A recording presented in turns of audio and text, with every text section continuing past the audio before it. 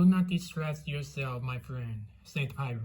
I must travel in an ordinary carriage. Not at all, not at all. He turned once more to the conductor. Everyone has arrived? It is true, said the man, that there is one passenger who has not yet arrived. He spoke slowly with hesitation. But speak then. Number 7 Bruce, the second class. The gentleman has not yet come, and it is 4 minutes to 9. Who is it? An Englishman. The conductor consulted his list. Monsieur Harris. An end of good omen, said Pyro. I read my deacons. Monsieur Harris, he will not arrive. Put Monsieur Luggage in number 7, said Monsieur Book. If this Monsieur Harris arrives, we will tell him that he is too late. The berth cannot be retained so long. We will arrange the matter one way or another. What do I care for Monsieur Harris? As Monsieur Priestess, said the conductor. He spoke to Pyro Porter, directing him where to go. Then he stood aside the step to let Pyro enter the train. To the Ferrabu, monsieur, he called, the end compartment but one. Pyro passed along the corridor, a somewhat slow progress, as most of the people traveling were standing outside their carriages. His polite pardons were uttered with the regularity of clockwork. At last he reached the compartment indicated. Inside it, reaching up to the suitcase, was the tall young American of the Tocalion.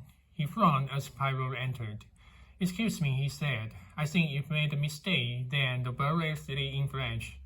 Il quoque with a bit of error. Pyro replied in English. You are Mr. Harris? No, my name is McQueen. But at that moment the voice of the wagon conductor spoke from over Pyro's shoulder. An apologetic, rather breathless voice. There's no other berth on the train, monsieur. The gentleman has come in here. He was holding up the corridor window as they spoke and began to lift in Pyro's luggage. Pyro noticed the apology in his tone with some amusement. Doubtless the man had been promised a good tip if he could keep the compartment for the sole use of the other traveler. However, even the most magnificent of the tips lose the effect when the director of the company is on board and issues his orders.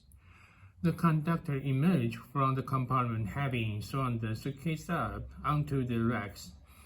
Voila, monsieur, he said. All is arranged. Yours is the upper berth. The number 7 will start in 1 minute.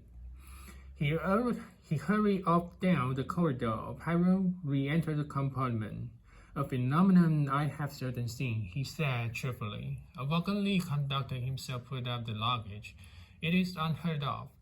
His fellow traveler smiled. He had evidently got over his annoyance, had probably decided that it was no good to take the matter other than philosophically. The train's remarkably full, he said. A whistle blew. There was a long, melancholy cry from the engine. Both men stepped out into the corridor. Outside a voice shouted, "Our voiture, we're off," said McQueen. But they were not quite off. The whistle blew again. "I say, sir," said the young man suddenly, "you'd rather have the lower berth, easier and all that. Well, that's all right by me." No, protested Pyro. "I would not deprive you." "That's all right. You are too amiable." Polite protest on both sides. "It is for one night only," explained Pyro, "at Belgrade." "Oh, I see. You're getting out at Belgrade." "Not exactly. You see, there was a sudden jerk. Both men swung around to the window, looking out at the long lighted platform as it slid slowly past them. The Orient Express had started on its 3-day journey across Europe.